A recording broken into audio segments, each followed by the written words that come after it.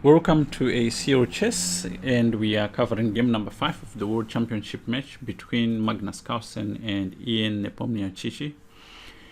And game number 5 was a draw, an interesting one also. The games are hard fought. They are not lazy games at all. The fact that we don't have a result, it's just the nature of the World Championship match. You've got the best players in the world, with their best seconds, so you're going to have tough matches. And we saw again today an attempt to play the Marshall Gambit, and Nepo, of course, sidestepped it, because it's not an opening you want to really meet.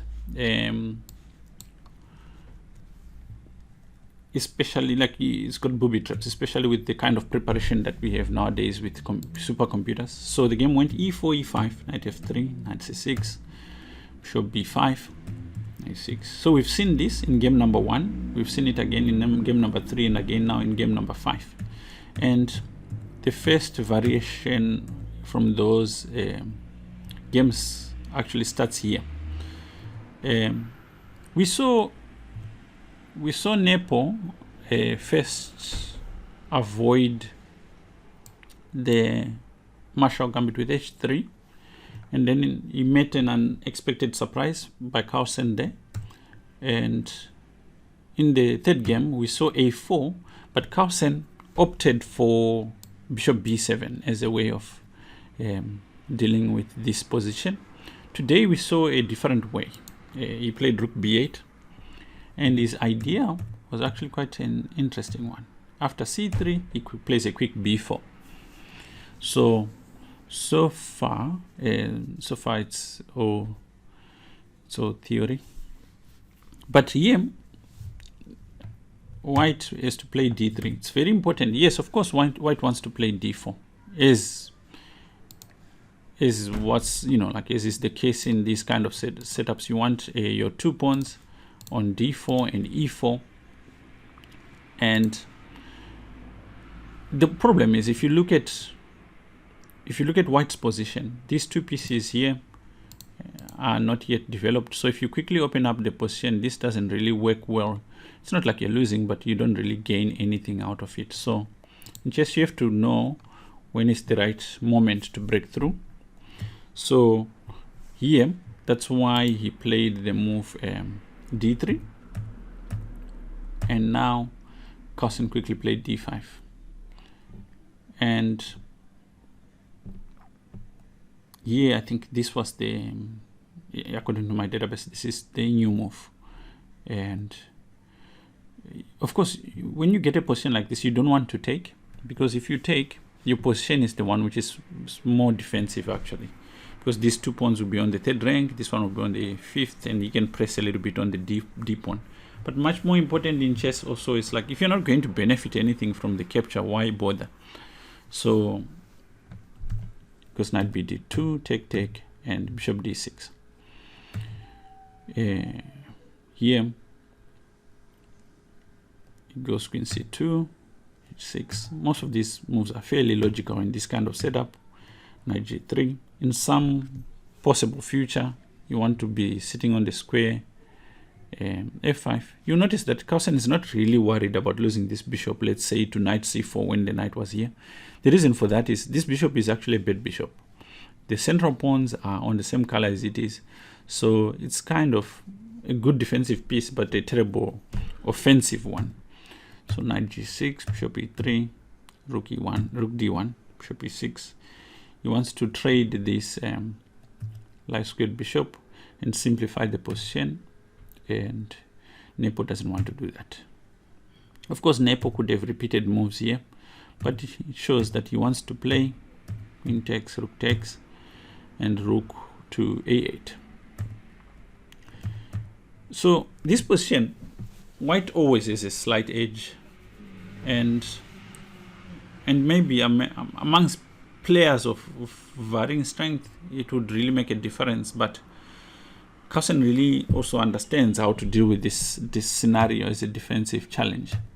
So here rook a6. The idea is to put pressure as much as possible on d6. As you can see, the knight could go to c4. This one could go to f5. All of them would be converging on this square. So this is not so easy to meet over the board. And but of course, he's very aware of what's happening in there with his position. So he already starts defending, what we call prophylaxis, before it happens. Defending before the danger strikes. And now, when the three pieces now arrive, we see that he's managed to, you know, put all the defensive structures necessary to hold the position here. Now Jan plays f3. This position kind of reminded me of something that Grievous mentioned when I was doing my Fide instructor course, which was that traditionally we are told that to win such a position you need two weaknesses. Principle of two weaknesses it's called. But what Grievous was saying in that it was that at the highest level, to win such positions you need at least three weaknesses.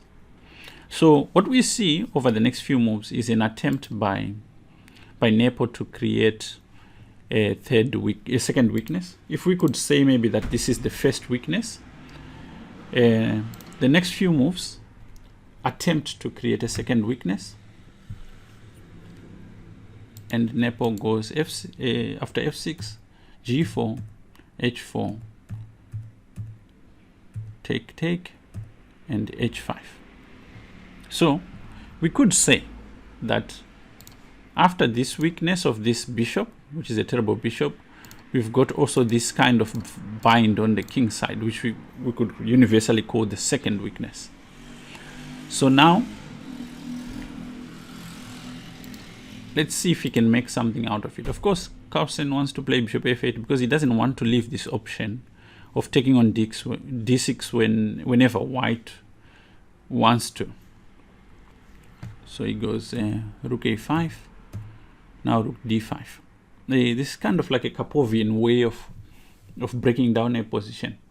Here he wants to remove sort of the active pieces that Carlsen has, and somehow end up ideally with a scenario where he has the knight and black has the bishop. And this position he could maybe perhaps press a little bit more, but it's quite doubtful because black's position is quite compact and the bishop is a good defender here. So, sorry, rook d5.